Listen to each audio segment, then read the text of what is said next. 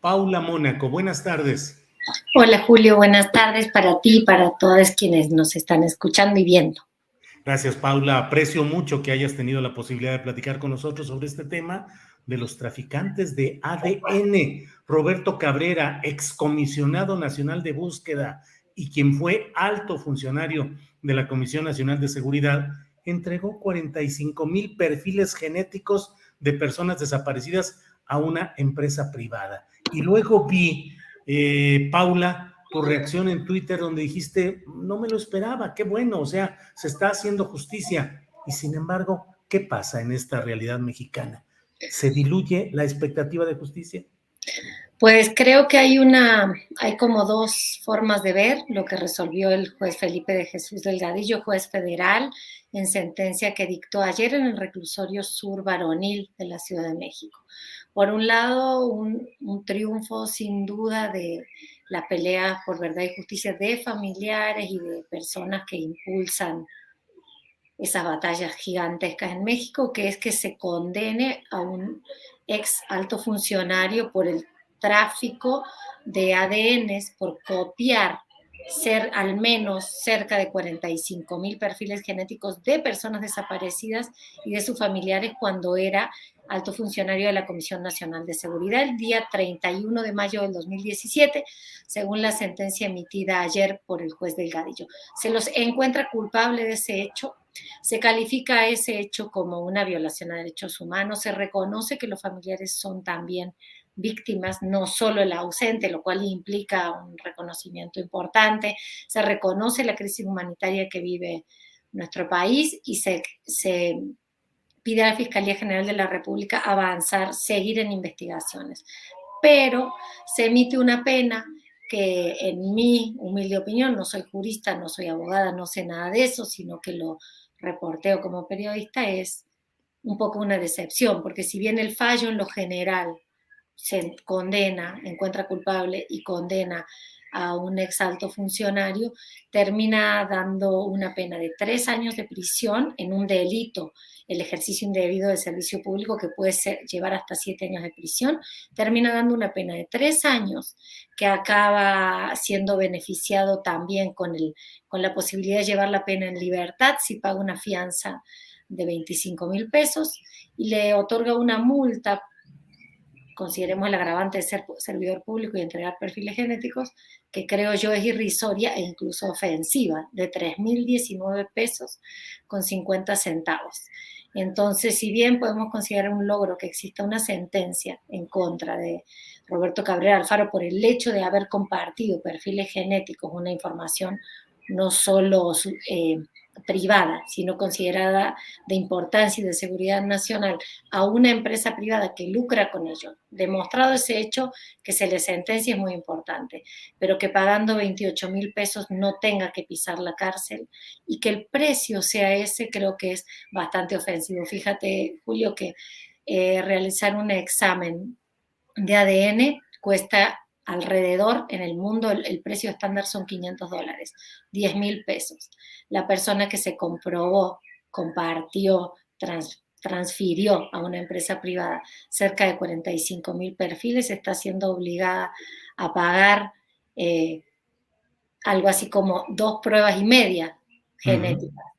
Creo Ahora, que hay un avance sin dudas en que no triunfe la corrupción, de que no pase en silencio, que no pase en lo oscurito, y que se logre eso creo tiene que ver con las voces valientes de familiares que denuncian y los distintos periodistas que le hemos dado cobertura.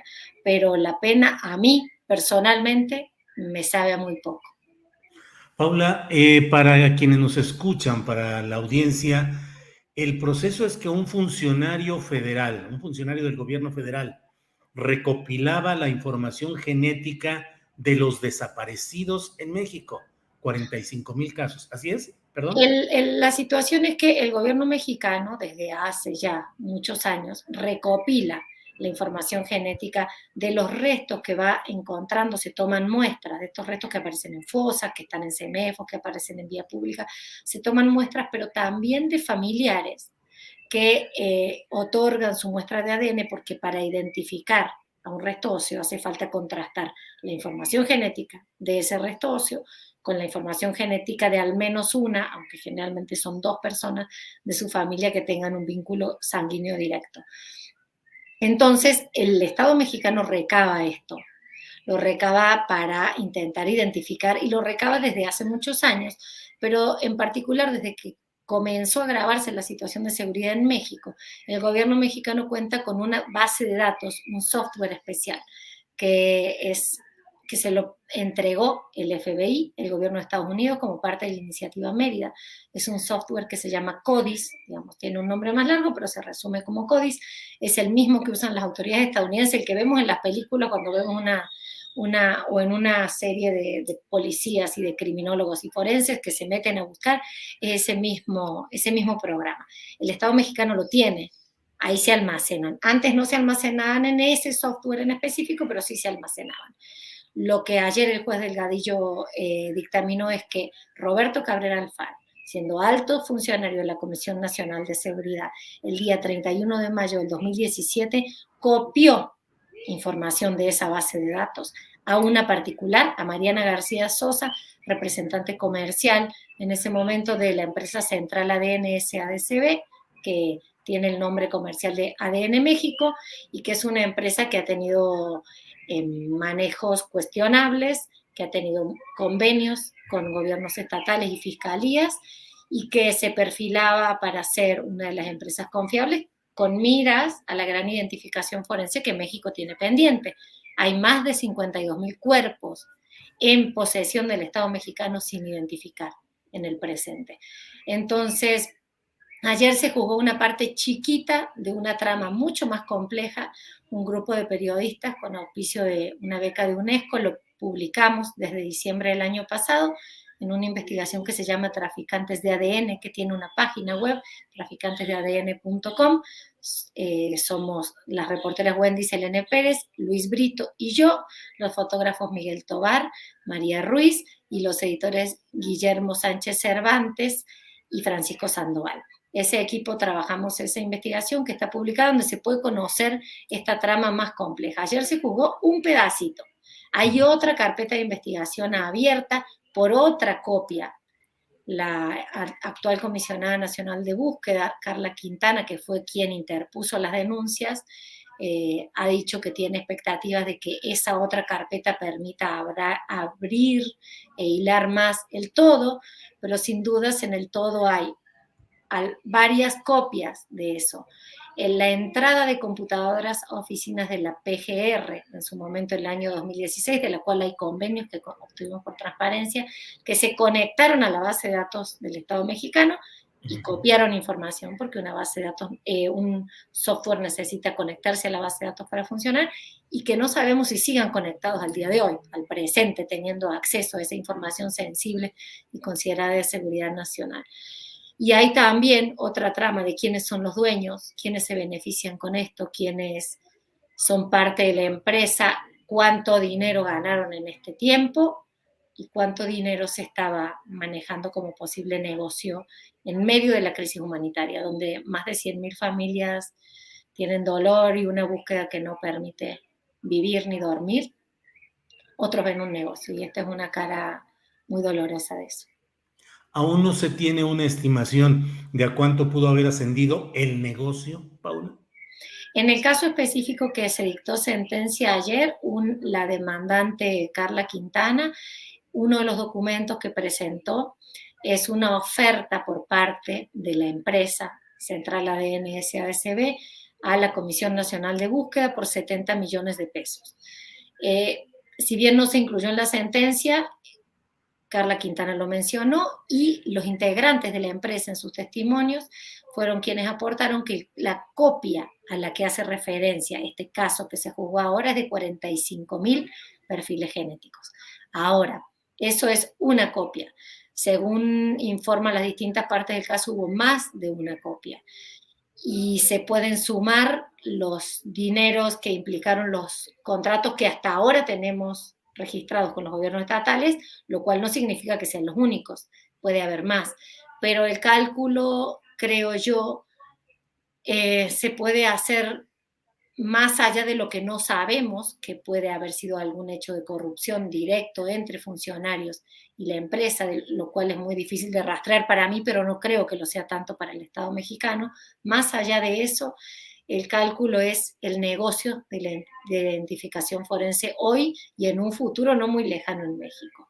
50.000 cuerpos son por lo menos 100.000 pruebas de ADN, la de ese resto y la de un familiar para contrastar.